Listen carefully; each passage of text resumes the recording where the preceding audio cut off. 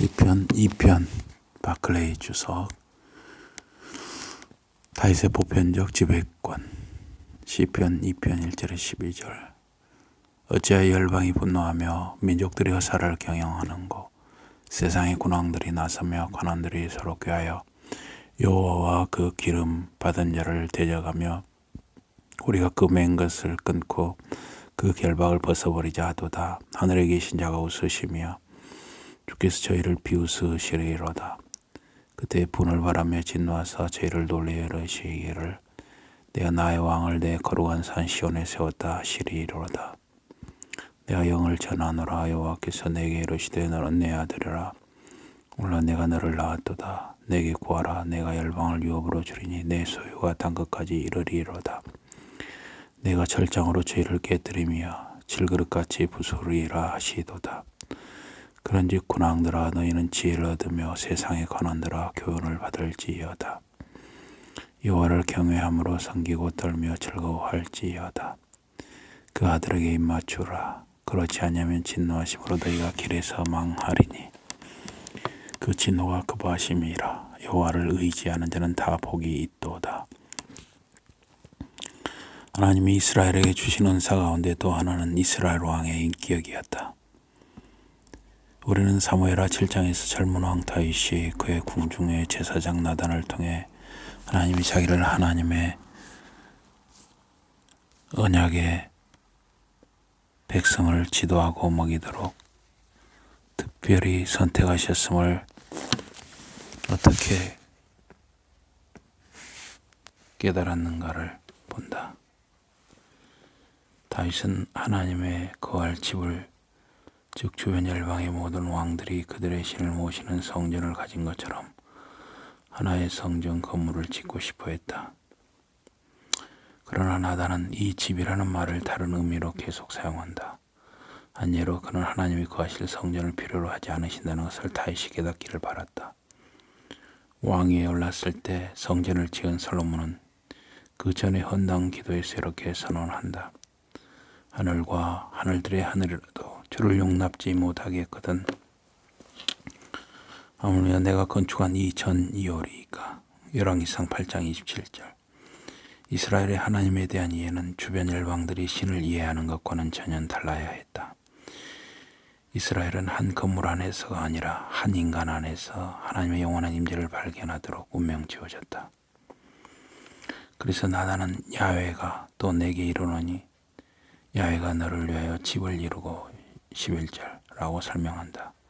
그 집은 다윗으로부터 시작되는 왕조를 의미하는 것이었다. 나단은 여기서 동의의 재단함을 부리고 있었다. 이루다라는 동사는 자손을 본다는 의미도 될 수 있기 때문이다. 이런 식으로 하여 다윗의 가계의 모든 아들은 어떤 특정한 방법으로 하나님의 아들이 될 것이다. 14절. 그러므로 여기서 우리는 또 하나의 하나님의 언약을 본다. 시편 89편 3절 참조. 그것은 다윗의 가계와 맺은 하나님의 언약이다.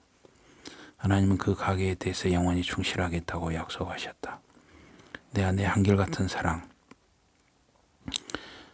그에게서는 빼앗지 아니하리라. 내 집과 내 나라가 내 앞에서 영원히 확실해지고 내 이가 영원히 견고하리라. 언약의 용어들이다. 한결같은 사랑은 히브리어로는 한 단어인 헤세드이다. 그것은 시편의 곳곳에서 빈번히 나오며 사실상 나로 떠나게 하지 않을 사랑인 것이다. 시편 2편 1절에 12절을 하고 있습니다. 과거에 AV나 KJV에서는 이 단어가 영어의 많은 다른 단어로 번역되었다. 그중 몇 가지만 든다면 mercy, 긍휼, kindness, 친절하심, long kindness, loving kindness, 인자, 근이 선하심 등이 있다. 그러나 RSV는 steadfast love라는 두 단어를 사용하고 그것을 규칙적으로 씀으로써 그 단어가 언약 안에 있는 이스라엘을 위해서 의미한 사랑의 종류를 나타내려고 하고 있다. 그것은 단순한 일반적인 친절이나 긍휼도 아니고 자기 아기에 대한 어머니의 본능적인 사랑과 같지도 않다. 그것은 하나님이 그의 백성에게 부여하신 언약의 협정 당사자의 충성스러운 사랑이다. 다음에 확실해진다는 것은 우리가 영어의 아멘으로 알고 있는 말이다. 하나님 자신이 아멘이다. 하나님은 인류의 모든 의혹과 의문과 문제들에 대해 그렇다는 확답이다. 하나님은 나는 스스로 있는 자이시며 출애굽기 3장 14절 그렇기 때문에 어느 것도 하나님이 약속하신 사랑보다 더 강할 수는 없다. 아멘은 확실하고 단단하고 움직일 수 없다는 뜻이다. 우리는 석조전은 바위 위에 세워지면 확실하고 견고하고 움직일 수 없는 기초를 가질 수 있다는 것을 인정한다. 마찬가지로 다윗 왕조의 집은 확실하고 틀림없는 기초를 갖게 되어 있었다. 그 집이 바로 바위이신 하나님 위에 세워질 것이기 때문이었다. 시편 18편 2절. BC 1000년의 다윗으로부터 BC 587년의 예루살렘이 멸망할 때까지 다윗의 모든 아들은 죽이식 때 온 백성이 참석하는 즉 자기 동네의 집을 떠나 높은 언덕에 있는 토성 예루살렘까지 장거리에 등반을 할 수 있는 사람이면 모두가 참석하는 대대적인 기념식을 가지고 왕위에 올랐다. 하지만 화려했을 것이 분명한 그 기념식의 중요한 순간은 공중제사장이 새로운 군주를 단순히 다윗의 아들이 아니라 사무엘하 7장에 따라 사실상 하나님의 너는 내 아들이라고 큰 소리로 외칠 때였다. 이 시는 이스라엘의 왕이 차례로 즉위할 때마다 거두에 쓰였을 수 있다. 뿐만 아니라 대관식 때는 거의 틀림없이 어떤 종류의 연극의 연출이 있었을 것이다. 본문의 각 절이 성전의 성가대와 제사장들의 온갖 집단에 의해서 어떻게 말해지고 연기될 수 있는가를 유의해 보라. 지상의 군왕들이 비밀회의를 갖고 2절, 밧줄이 끊기고 3절, 하나님의 하늘에서 웃으시며 4절, 한 제사장이 그때라고 외치며 성전이 있는 거룩한 산 위에 서 있는 새로 시온의 보좌에 오른 왕을 가리키고 6절, 또 다른 제사장이 사무엘하 7장의 9절을 낭송하고 7절에서 9절, 그에 앞서 하나님이 내가 나의 왕을 시온에 세웠다라고 말씀하시며 그런 다음 애국의 왕의 차림을 한 사람들이 보좌에 앉은 새 왕의 발에 입을 맞추는 장면이 펼쳐진다. 10절에서 12절. 이 마지막 연기에 앞서 왕하 11장 12절에 기록된 연기와 함께 그런적이라는 극적인 외침이 있을 것이다. 이것은 하나님의 모든 백성이 얼마나 감동적으로 체험할 수 있는 순간이었겠는가. 너는 내 아들이라. 시편 2편 1절에 12절 계속. 일반 대중은 이 모든 화려한 활동으로부터 무엇을 배우고 있었을까? 첫째, 그들은 많은 족속을 정복한 한 위대한 왕이 죽게 될 때 도처에 있는 다른 왕들이 그 왕의 후계자를 정복하기 위해 단단히 벼르며 전쟁 준비를 한다는 것을 상기하고 있었다. 그러나 이제 우리가 보는 바로는 이방의 왕들이 다윗의 아들에 대적하여 음모를 꾸미는 것은 우스운 일이었다. 그들이 꾀하고 있는 일은 사실상 하나님께 적대하는 일이었기 때문이다. 우리가 헨딜의 메시아 가운데 어찌하여 이방인들이 서로 그토록 분노하며 날뛰는 고라는 위대한 시구를 우리 스스로 노래해보면 이 절의 위력이 우리에게 보다 생생하게 느껴질 수 있을 것이다. 둘째, 이방인들은 하나님이 그의 기름 부음을 받은 왕을 통해서 하려고 계획하시는 목적이 사실상 자기들 노예화하는 일일 것이라고 상상했다. 그들이 바라는 것은 자유였다. 그러나 모든 남녀가 보통 매우 어렵게 배우지 않으면 안 될 것은 해방은 그것이 여성 해방이든 식민지 지배로부터 해방이든 모든 도덕적인 제약으로부터의 해방이든 간에 그 자체가 목적이 아니라는 것이다. 해방은 새로운 순종의 길을 걸을 수 있는 자유를 얻는 것을 의미하며 이 경우에는 하나님이 이미 계시하신 대로 왕이신 하나님의 온 세상을 위한 사랑의 계획에 순종하는 길을 걸을 수 있는 자유를 얻는 것을 의미한다. 셋째, 예배자들은 하나님의 결과를 처음부터 아시며 그러므로 인간의 모든 이기심과 반역의 결과가 무엇이 될지를 아신다는 것을 배웠다. 하나님의 하늘에서 웃으실 수 있는 것은 그 때문이다. 네 번째, 그들은 진노가 없는 진정한 사랑은 없다는 것을 배웠다. 하나님이 죄인들에게 그의 분노를 바라시는 것은 하나님이 그들의 속마음을 아시기 때문일 뿐이다. 따라서 하나님이 모든 사람을 용서할 수 있고 모든 사람에게 개인적으로 사사롭게 말을 걸 수 있는 것은 하나님이 모든 사람을 아시기 때문일 뿐이다.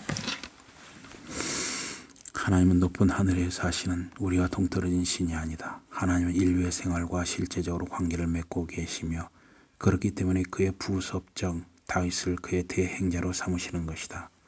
그들은 하나님이 세상 사람 개개인에게 그의 내밀한 계획, 그의 법령, 절대적인 왕중왕의 선언을 알려주셨다는 것을 배웠다. 물론 온 이스라엘이 하나님의 아들이었다. 출애굽기 4장 22절. 이것은 하나님이 세계를 구속하려는 하나님 자신의 웅대한 목적, 너는 내 아들이라를 위해 이스라엘을 선택하셨음을 뜻하는 것이었다. 하나님의 목적은 인도의 시바를 통해서나 세일론의 부처를 통해서나 중국의 공자를 통해서 수행되도록 되어 있지 않았다.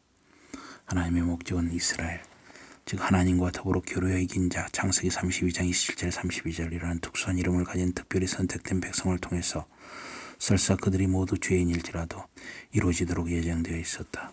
그리고 이것이 이 하나님의 선택된 아들의 공동생활의 정점에 앉혀진 단 한 사람, 즉 다윗이 하나님의 선택에 의해 거기에 앉혀지고 하나님의 백성을 영원히 인도하고 먹이도록 기름 부음을 받고 있었다.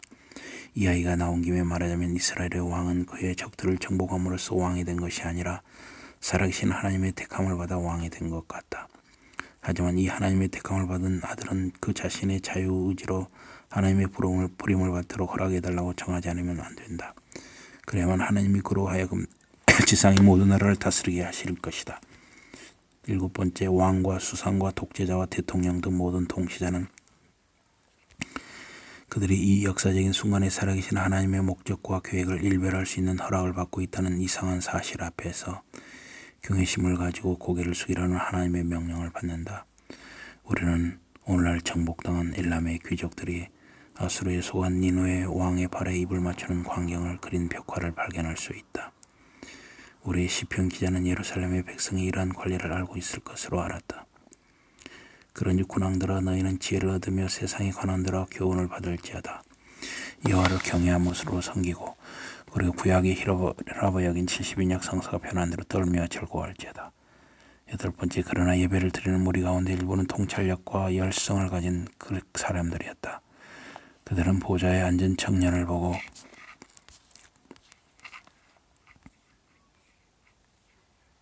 그렇게 죄 많은 개인이 여하튼 어떻게 하나님의 아들이 되어 전체적으로 볼 때 역시 하나님의 아들로 알려진 그들 자신의 죄 많은 백성을 지도할 수 있을 것인가를 생각할 때 커다란 불안을 느꼈을지도 모른다.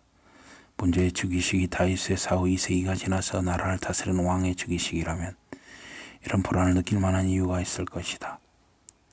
우리는 열왕기하에서 얼마나 자기 중심적인 난폭한 왕들이 잇따라 왕위에 오르는가를 본다. 물론 그 가운데 일부는 진지한 사람들이었지만 그 밖의 왕들은 철저하게 심술궂은 사람들이었다. 본문에서 왕위에 앉아있는 사람이 그런 사람이라면 예배자들은 하나님의 약속을 어떻게 생각해야 되었을까? 그렇지만 이 왕조의 왕들이 죄가 많다는 바로 그 사실이 이스라엘에게 하나님의 본성에 관한 아주 깊은 그 무엇을 가르쳐 주었다. 우리는 성경이 일부 독자들과 같이 경건한 것이 아니라는 점을 상기해야 한다. 성경은 인류의 사악함은 말할 것도 없고 하나님의 택하심을 받은 종들의 사악함도 베일로 가려주지 않는다. 그것은 성경이 사람에 관해서 쓴 것이 아니라 하나님과 하나님이 지으신 이 인간에 대한 하나님의 사랑에 관해서 쓴 것이기 때문이다.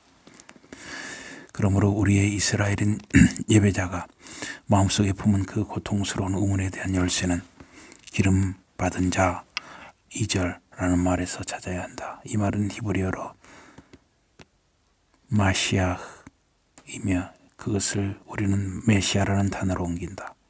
이 단어가 의미하는 대로 새 왕이 하나님의 아들이 되도록 기름 부음을 받을 때 그 행위 자체는 하나님이 다윗과 맺은 언약을 충실히 지키리라는 미래에 대한 약속이 되었다. 그러므로 그러한 의식은 그 의식을 받을 수 있는 사람들에게는 죄인들이 그 결과를 가로막는 것 같을지라도 약속을 지키시는 하나님의 약속들의 하나님의 성내전적 계시로 바뀌었다고 우리는 말할 수 있을 것이다. 우리는 살아 깊은 마을 사람들, 우리가 신뢰할 수 하는 그러므로 장차 진정한 아들이 나타나리라는 하나님을 향하여 진정으로 내 아버지라고 말할 수 있고,